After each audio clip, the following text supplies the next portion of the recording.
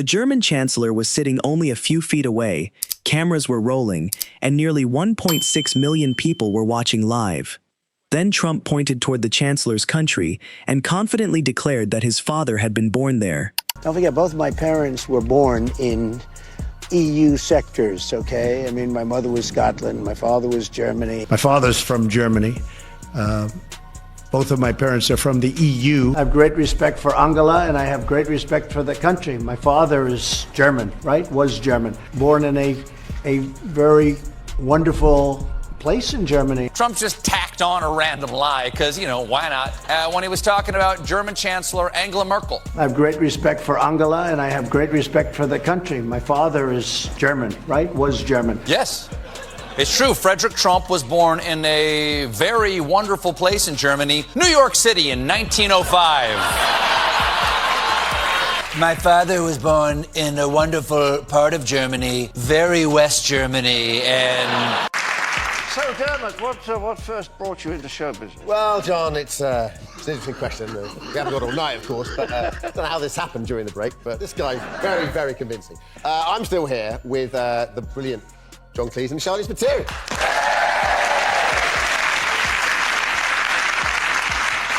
John, so you're over here at the moment, spent a lot of time UK, US? Well, I work a lot in the US because they're such fans of Python, and yeah. it's very easy to earn good money there.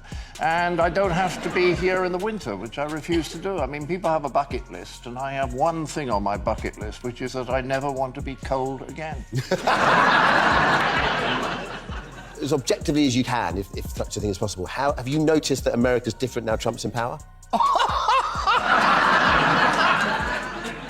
Does the Pope shit in the woods? In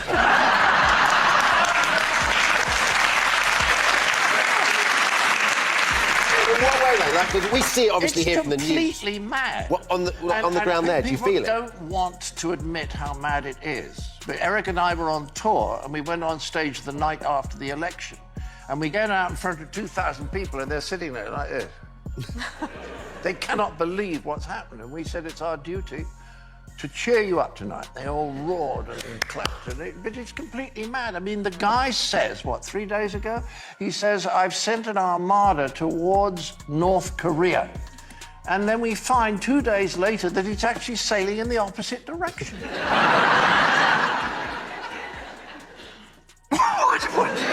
And I think that's what people say, except that the Trump supporters are still at about 38, 39%. They still think he's great. Yeah.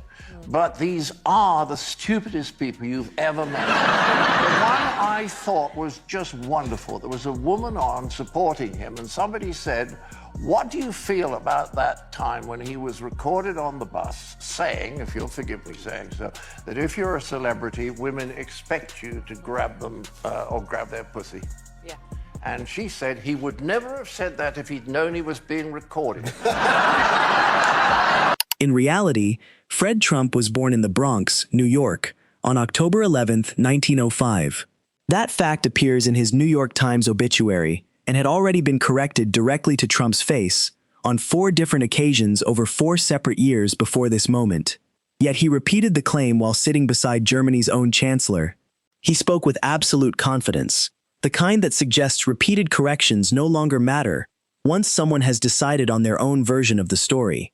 Colbert walked quietly to his desk, carrying a single sheet of paper, instead of making his usual entrance.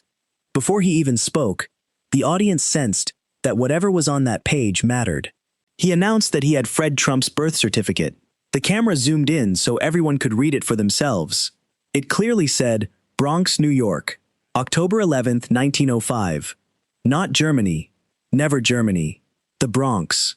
The audience laughed at first, but the laughter quickly faded into something closer to disbelief. The joke and the concern arrived together, creating a reaction that was somewhere between amusement and alarm. Then Colbert reached into the folder and produced another document.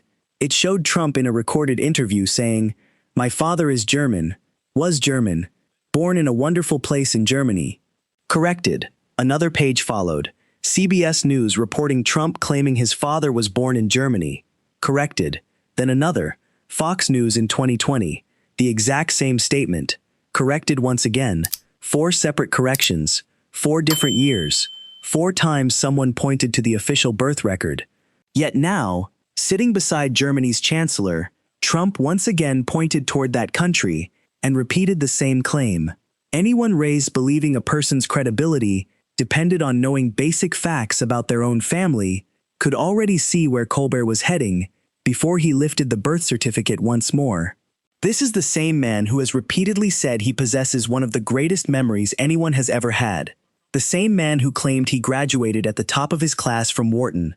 The same man who said he performed so well on a cognitive test that doctors were amazed.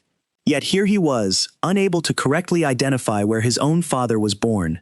His own niece publicly corrected the claim on social media that very morning. The correct birthplace has been part of the public record since October 11, 1905. Colbert raised Fred Trump's birth certificate one final time and held it toward the camera. It has always said Bronx, New York. 4 corrections never changed it to Germany.